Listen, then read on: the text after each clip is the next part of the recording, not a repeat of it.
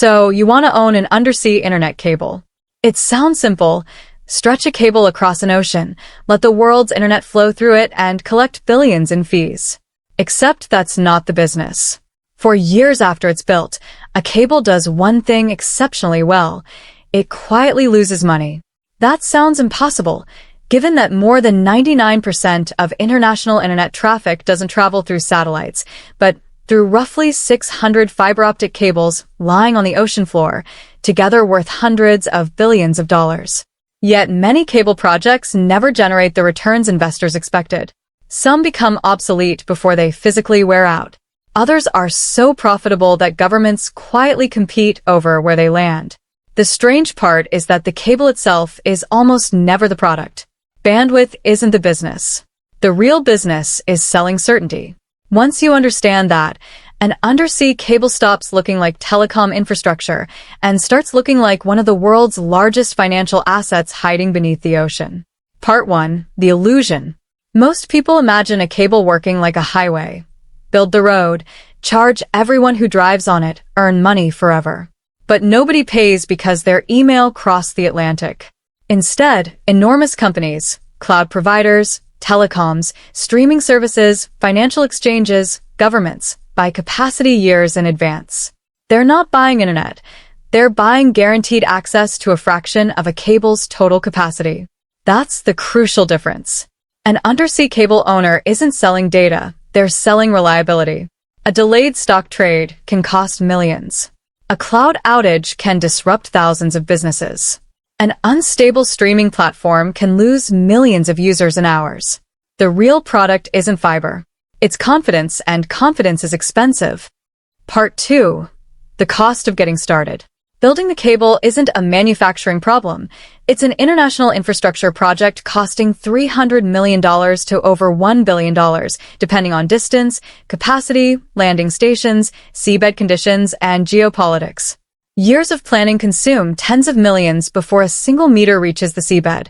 Engineers survey thousands of miles of ocean floor to avoid volcanoes, earthquake zones, trenches, shipwrecks, fishing routes, military areas, and marine habitats. Then come the permits. Every landing country has its own environmental, security, and regulatory approvals, and one delayed permit can postpone the project by months while borrowed money keeps collecting interest. Manufacturing follows. Modern cables are protected by steel armor near shore, where fishing gear and anchors threaten them, and are lighter in deep water to cut deployment costs. Purpose-built ships lay the cable over months. Landing stations must be built to convert optical signals, connect to terrestrial networks, and provide power, cooling, security, and monitoring. Then there's insurance, storms, earthquakes, political risk, accidental damage, cybersecurity, marine operations, adding more cost before a dollar of revenue arrives. This is infrastructure on a planetary scale, and it behaves like it. Part 3. How money actually flows. Cable owners rarely charge millions of individual customers. Instead, they negotiate huge wholesale agreements. A telecom might lease capacity for 15 to 20 years. A cloud provider might reserve fiber pairs before construction even begins. Streaming companies buy guaranteed bandwidth for future demand. Financial institutions pay premiums for lower latency, and governments often fund strategic cables for security and development, sometimes with public subsidies. Many customers start paying before the cable is even operational. Long-term contracts reduce financing risk, make banks more willing to lend, and make future revenue predictable, exactly what infrastructure investors love. Not explosive growth, but steady cash flow. But bandwidth prices generally decline over time as technology improves, so owners face a constant race to increase capacity faster than prices fall. Win that race, and profits expand. Lose it, and the economics unravel. Part 4. The hidden costs. Once the cable reaches the ocean floor, spending doesn't stop. It just changes shape. Salt water is unforgiving, currents shift, anchors drag, trawlers snag cables, and underwater landslides can sever multiple connections at once. Repairs aren't quick. Specialized vessels may travel thousands of miles, lift cable from depths of several thousand meters, replace and fuse sections, then lower it back down. A single repair can cost millions and take weeks, while customers still expect uninterrupted service. So operators invest heavily in redundant routes, backup systems, monitoring software, cybersecurity teams, 24-hour operation centers, landing station maintenance, power and cooling, insurance, regulatory compliance, taxes, and debt repayment. The cable may sit quietly on the seabed, but financially, it's never resting. Part 5. The Economic Engine. What actually makes this business profitable isn't the cable or even the internet. It's utilization. Imagine a bridge built for 1 million cars a day that only carries 50,000.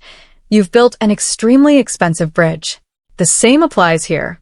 Fixed costs are enormous, but once built, transmitting extra data costs very little, so every new customer dramatically improves profitability, what economists call operating leverage. Early capacity barely covers costs, but once utilization climbs, margins expand rapidly. This is why consortium ownership is common. Multiple firms share construction costs while guaranteeing future demand together. Technology upgrades can also multiply capacity without replacing the physical cable, so yesterday's cable can generate far more revenue without laying another mile. One asset, decades of life. Multiple upgrades, growing demand, tiny marginal costs. The real investment was never the cable. It was securing a position inside the world's growing demand for data. Part 6. The Psychology. Economics alone doesn't explain why investors keep building these. Psychology does. Businesses hate uncertainty. Would you trust a global cloud platform's future to someone else's cable? That's why Google, Meta, Microsoft, and Amazon increasingly invest directly in submarine systems, not to become telecom companies, but to buy control over latency, reliability, and expansion. Owning infrastructure removes uncertainty, and uncertainty has a price. Governments think the same way. A nation connected by only one international cable faces enormous risk. One accident, disaster, or crisis could cut off financial markets, hospitals, and government services from the world. Redundancy isn't waste, it's insurance. That need for certainty drives enormous demand for infrastructure most people never see. Part 7. Real business failures. History offers expensive lessons. During the dot-com boom, investors financed massive fiber build-outs expecting endless demand growth.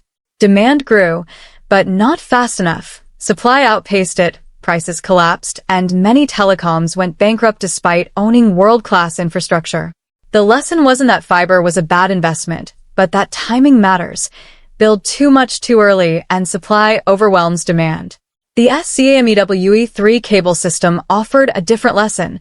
Repeated faults disrupted connectivity across Asia, the Middle East, and Europe, showing that single-route dependence creates systemic risk. More recently, repeated cable damage in the Red Sea has shown how concentrated infrastructure can expose entire economies to disruption. Infrastructure isn't valuable because nothing goes wrong. It's valuable because something eventually will. Part 8. The Math. Imagine a transoceanic cable costing $700 million, financed with equity and debt. Annual debt service, operations, maintenance, insurance, staffing, and repairs total roughly $65 million a year.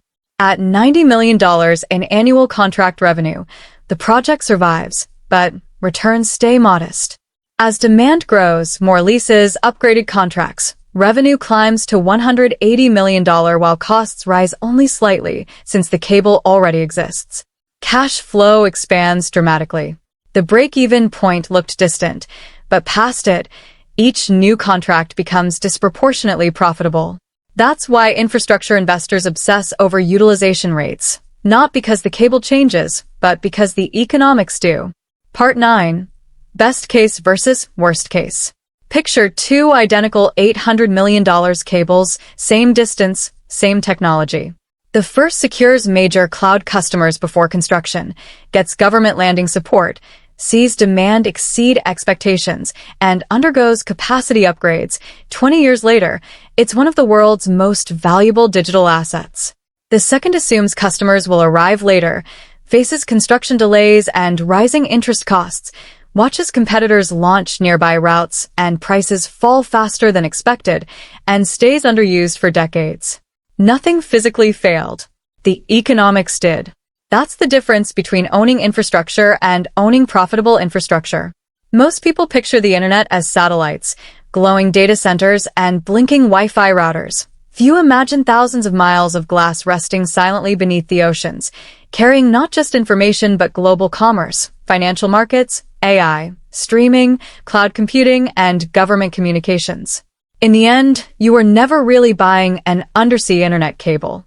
You are buying one of the world's most expensive machines for converting certainty into cash flow.